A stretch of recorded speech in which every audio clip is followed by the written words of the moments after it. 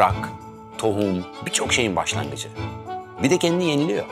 Sen toprağa ne verirsen onu büyütüp sana geri veriyor. Yani düşünsene ne kadar canlı ve mucizevi bir şey.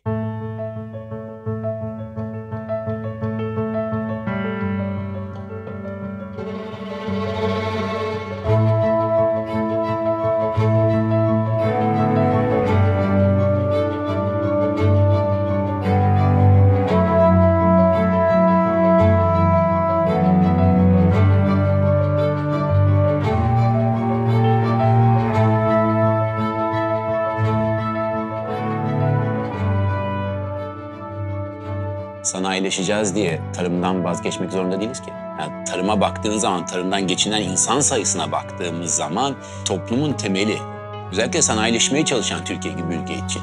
Yani gıpta ettiğimiz ülkelere baktığımız zaman işte Almanya olsun, Fransa olsun, evet sanayileri çok gelişmiş ama tarımı bırakmıyorlar, tarıma sahip çıkıyorlar ve hiçbir şekilde bırakmıyorlar. O yüzden de küçük kasabalara kalabiliyor, insanlar orada yaşayıp göç etmiyor çünkü tarıma bağlı kalıyorlar.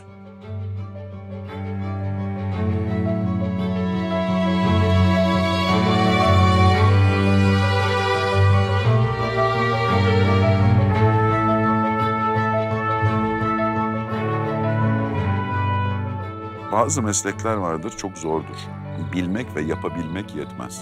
Her meslekte işini yapan adamın her gün onda yeni bir şeyler bulması lazım. Memo'yu çok uzun yıllardır tanıyorum. Gerçekten aşkla onun peşinden koşuyor. Güneşin her gün yeniden doğduğunu farkında ve her doğduğunda yeni bir şey yapacağını, en azından dün yaptığını bugün daha farklı yapmak zorunda olduğunu iyi bilen birisi.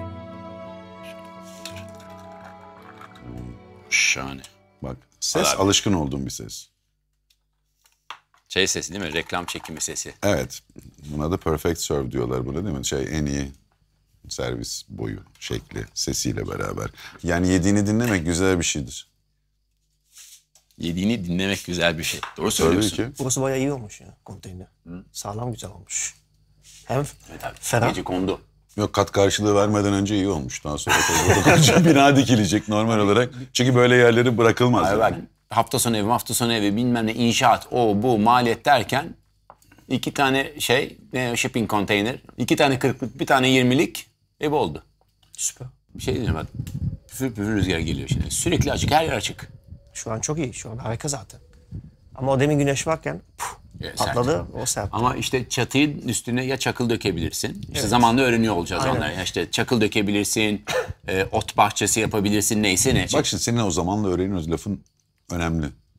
Çünkü kocaman binada, betonarmede aslında her şeyi biliyoruz. 3 aşağı 5 yukarı her şeyin altyapısı da var.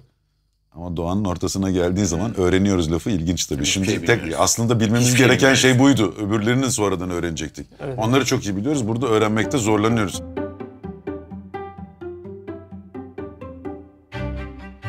Bir takımı tabii ki hayatta kalabilmek için beslenmek zorundayız. 2, hayatın en keyifli anlarından bir tanesi, en büyük hazlarından bir tanesi de yemek.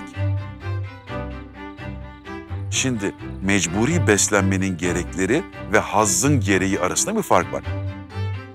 İhtiyaçla haz arasındaki sarkacın kim neresindeyse ona göre buna cevap vermek gerekir. Yoksa bu iyi, bu kötü, biraz fazla dayatmacı olur. Özellikle şehirlerde genelde sofranın ortasına bir et koyuyoruz. Bir hayvansal bir ürün. Balık mıdır bu? Tavuk mudur? 4 bacaklı, çift gözlü bir hayvandan çıkan bir ürün müdür bilemiyorum ama yanında da 3-5 tane bir sebze. Ivır zıvır genelde diyoruz bunlara. Karın doyurmak için de ağırlıklı işte karbonhidrat yüklü bir şey, ya ekmektir ya pilavdır ya bir şey. Yani şimdi bunları bir sil. Birkaç çeşit tahıl, birkaç çeşit baklagil, birkaç çeşit sebze, meyve vesaire bunlardan üretilmiş yemekler hayal et bir an için.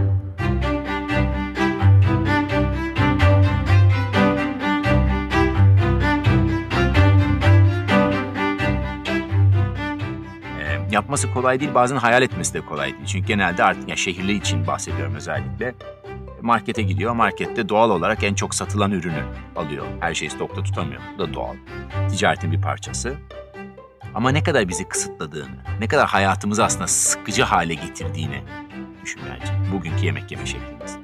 Dipsiz kuyu.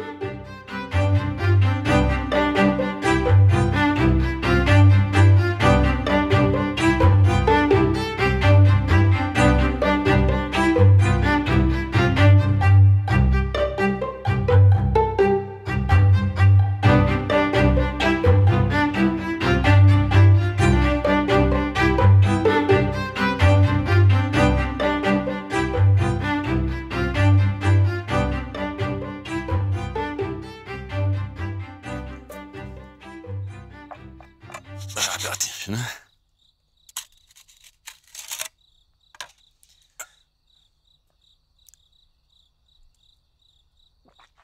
Kaç dakikada pişecek? 3 dakika. En fazla. Fırına bağlı böyle tatlı. Böyleyse fırının. Duyuyor musun bak? Duyuyorum, çıtır diyor. Böyle biraz pişsin. Şimdi eskiden radyo ararken lambalı radyoda bu ses çıkardı aradan. Falan diye. Sen bunun hamurunu hangi buğdadan yaptın? Bu şeyden. Hüseyin abinin oradan. Hüseyin abinin üveyik buğdayı. Ha. Çankırı. Evet. Üveyik. Üveyik. Üveyik kuş. Üveyik kuş aynı zamanda kuş. Atalık tohum diye yetiştiriyor. O da ilginç adam yani. onun bir felsefesi var. Japon felsefesi. Fukuoka. Doğal tarım diye. Ya felsefenin özü şu. Hiçbir şey elemiyorsun. Hiçbir şey ne? Hiçbir şey yapmıyorsun. Yani toprak neyse o.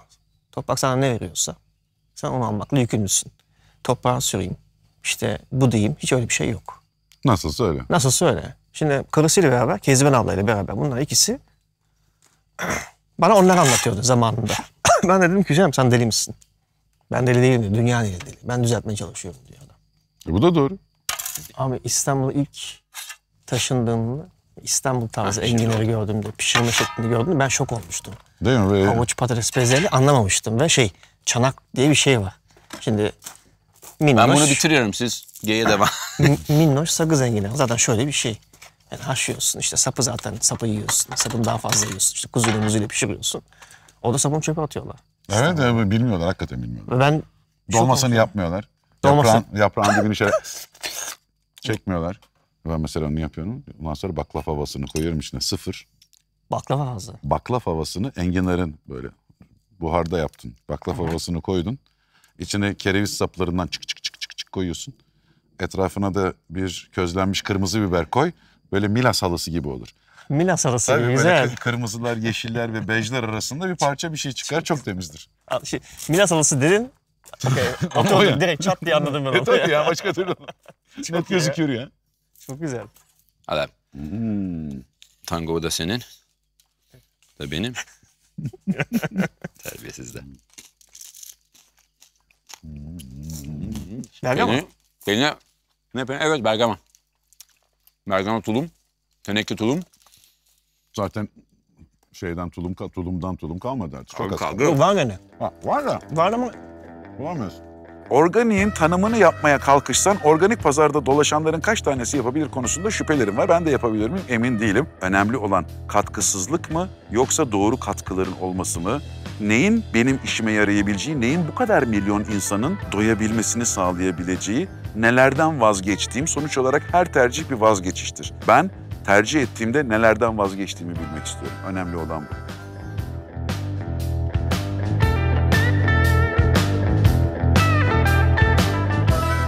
şimdi düzgün ürünü veya lezzetli ürünü bulabilmek için ilk önce onu üreten insanı bulman gerekiyor. O insanın da mefhum olarak o perspektifte olması gerekiyor. Atalık tohum ise atalık tohum olması gerekiyor.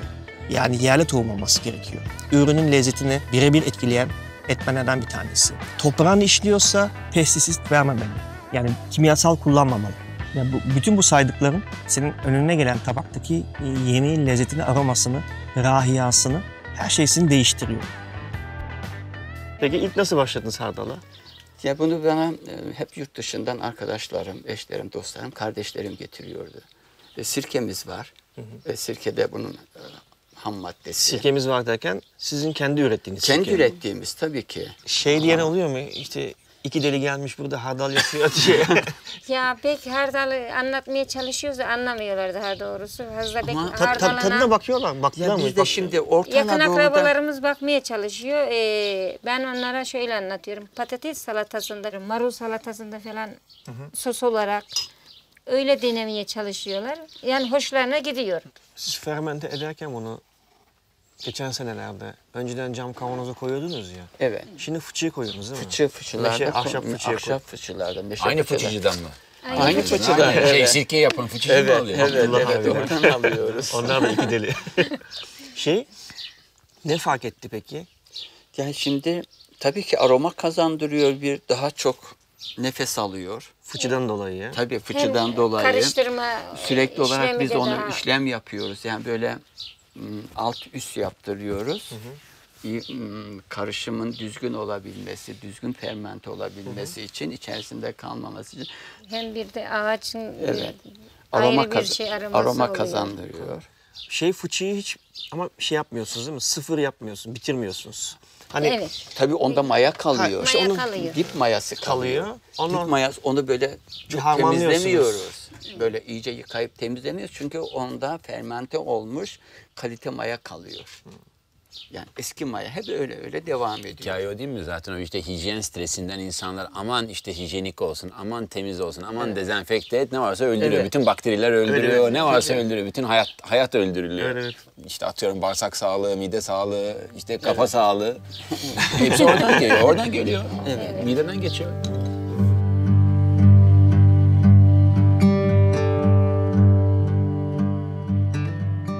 Toprak ve toprağın içindeki bütün hayat bizler için çok önemli. Şehirde yaşayınca bazen farkına varmıyorsun çünkü toprağa dokunmamaya başlıyoruz, uzaklaşıyoruz vesaire, ama işte birkaç sene önce Anadolu'da yollarda gittiğimizde tarlanın kenarında bir amca oturuyordu ve ağlıyor. Ya amca ne oldu? Yanına gittik. Böyle eliyle toprağa dokunup böyle kuru toprağa göstererek, evladım baksana hiç yağmur almadı. Hiçbir şey çıkmayacak buradan. Hiçbir ürün alamayacağım buradan.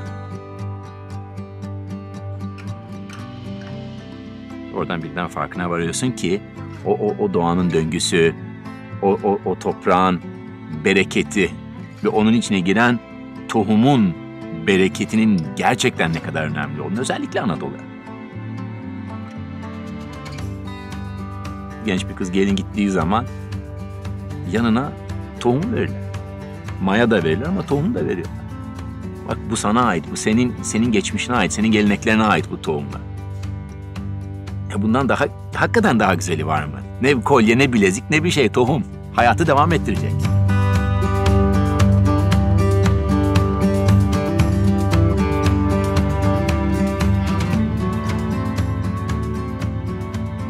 Sadeliğin ne olduğunun da tanımı çok net değil.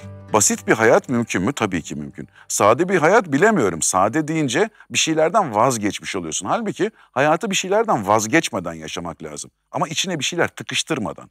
Bir şeyleri tıkıştırmadığın zaman kalan şey sade mi basit mi bilmiyorum ama tıkıştırılmamış da yaşanabilir, evet.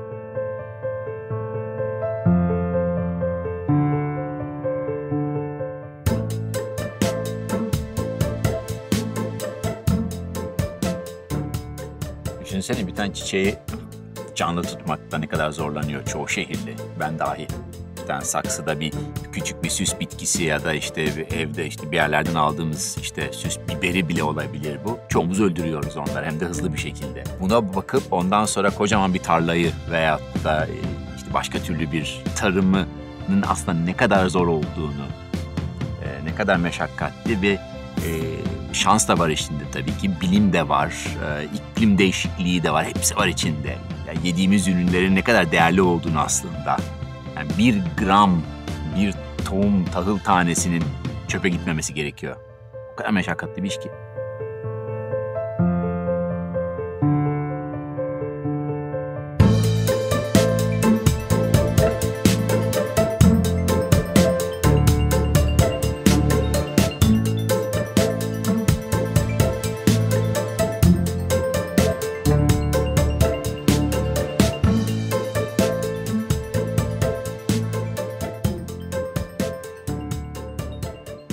Hepimiz öleceğiz o zaman, tarım bitti, mahvolduk, kaçalım. Yani yok böyle bir şey. Neden olduğuna iyi bakalım.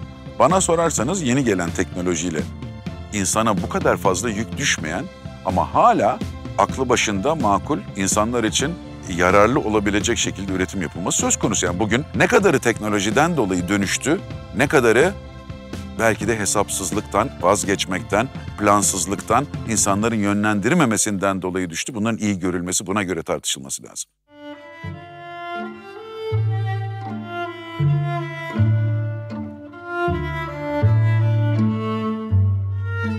Dur abi, dalalım şunlara. yiyelim. O kadar pişirdik. Gerçi ben pişirmedim ama. Şöyle ortada mı ya? Şöyle yapayım ya. Dur. Köşe mi orta mı? Ben ortalıyım. Hangi? Ben ortalıyım ben.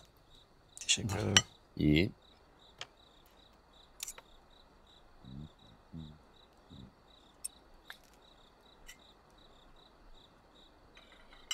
Patlıcan iyiymiş ya. Kuzulu patlıcan. Humusun üstündeki şey ne? Zeytinyağı, biber. Biber. Oh be. İyi geldi. Köylü azalıyor, çiftçi azalıyor, bilmem ne azalıyor. İşte yemekler, şirketler ele geçiriyor, tohumlar vesaire. Bir nereye kadar? Nereye doğru gidiyor? Sana soracağım çünkü çok kafa patlattığım bir konu. Şimdi 2-3 şekilde bakmak lazım. İnsan emeğinin yerini teknoloji alabiliyorsa bunda mahsur yok.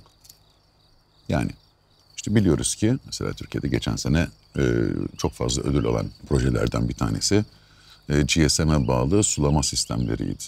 Dolayısıyla hem suyun doğru kullanılması, hem uzaktan kumandası, hem işte yüzlerce insana bağlı olmayan işte çapalama vesaireyi daha başka türlü yaptırabilen bir sistem. Dolayısıyla bu insanın müdahale ihtiyacını, dolayısıyla insan sayısı ihtiyacını azaltan, daha fazla metreye, daha fazla dönüme, daha az insanla daha iyi hizmet verilebilmesi.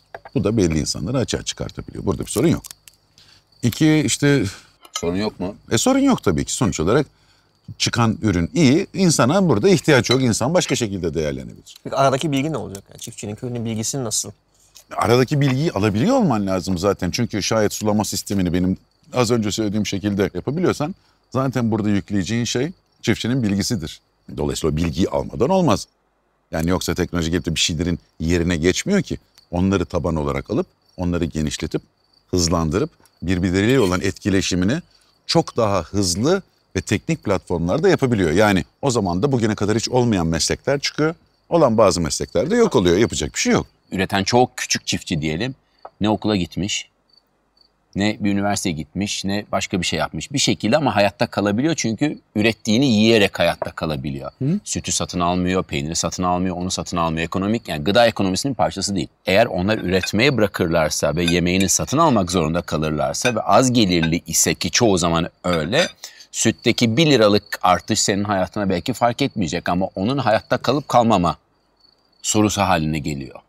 O yüzden evet başka meslekler vesaire çıkıyor tamam da yani gerisini getiriyor musun? Bütün Hindistan'ı düşün, Çin'i düşün, Afrika'yı düşün. Şimdi biçer döver çıkmadan önce bir tarlanın biçilmesi için gereken kelle sayısını bir düşün. Halbuki bir biçer döver belki de bir bütün köyün ortak olarak birkaç hafta çalışacağı bir tarlayı tek günde yapabiliyor. Sanayiye geçerken bu tartışma çok yapıldı zaten. O zaman ben insanıma ne yapacağım kısmında çok basit bir şey var. Artizanal olan, nadir bulunan şeylerin değeri artmaya başlıyor. Şimdi eskiden bakırcı ustasının önemi vardı. Sonra hiç kalmadı. Çünkü bakırı sanayiden takır takır yapıyorsun. Niçin işte bu davullarda kullanılan ziller Türkiye'de çok iyi çalışıyor? Çünkü hala el yapımı çekişli zil yapılabiliyor da onun için. Eski sayılardaki milyonlarla ifade edilen insanlar bu işi yapmayacak. Ama daha az sayıdaki insan bunu çok verimli ve önemlice bir gelir karşılığında yapacak. Çünkü nadirleşen her şeyin fiyatı arttığı gibi bunun da fiyatı artacak. Söylediğin sulama sistemi, söylediğin boş harcanan su, söylediğin çöpe giden gıda, teknolojiyi kullan, onu kurtar vesaire. Bunları kurtaracaksın. Teknoloji bunu da çözmek zorunda. Ama öte yandan da tabii ki bunlar kalacak. Daha değerli olacak. Değerli olduğu için daha pahalı olacak. Maalesef bundan 20-30 yıl önce avam olan, basit olan, herkesin rahat erişebileceği olan şey belki bundan 3-5 sene sonra gerçekten erişilmesi zor, lüks bir şey olacak. Bir kısmı da öyle. Ben şu anda çok büyük bir lükse eriştiğimi düşünüyorum. İstanbul'daki birçok lokantaya gidebilen, bilmem ne yapan bir adam olmama rağmen şunun keyfini, bunun hazzını, bunun tatminini ve tadını orada alabilme şansım yok. Afiyet şeker Gerçekten öyle olsun ya da olmasın ama bir toplam his olarak yok. Dolayısıyla bu tür yemekler lüks olacaktır.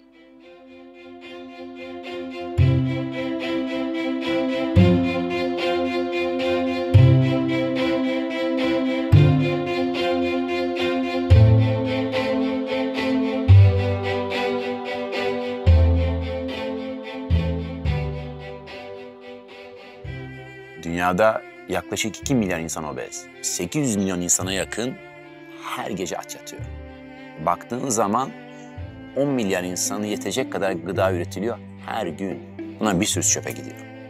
2016'da üretilen tarım ürünlerinin %43'ü sadece insan tüketimi için kullanılmış. İşte bir sürüsü başka endüstrilerde vesaire hayvancılık için de kullanılıyor ama aynı zamanda hem tarlada hem yolda hem markette, evlerde, her yerde dünya kadar israf var. Sadece bu israfı durdursam bile dünyada bütün insanları doyuracak kadar gıda var, fazlası bile var. Çiftçi sayısı azalıyor bütün dünyada. Türkiye'de 80 milyona yakın insan var. Sadece kayıtlı çiftçi sayısı 5,5 milyon civarında vesaire ve sürekli her gün düşüyor bu sayı. Nüfus da artıyor Türkiye'de özellikle. Kim doyuracak? Çiftçi yoksa yemek yok. Yemek yoksa gelecek de yok.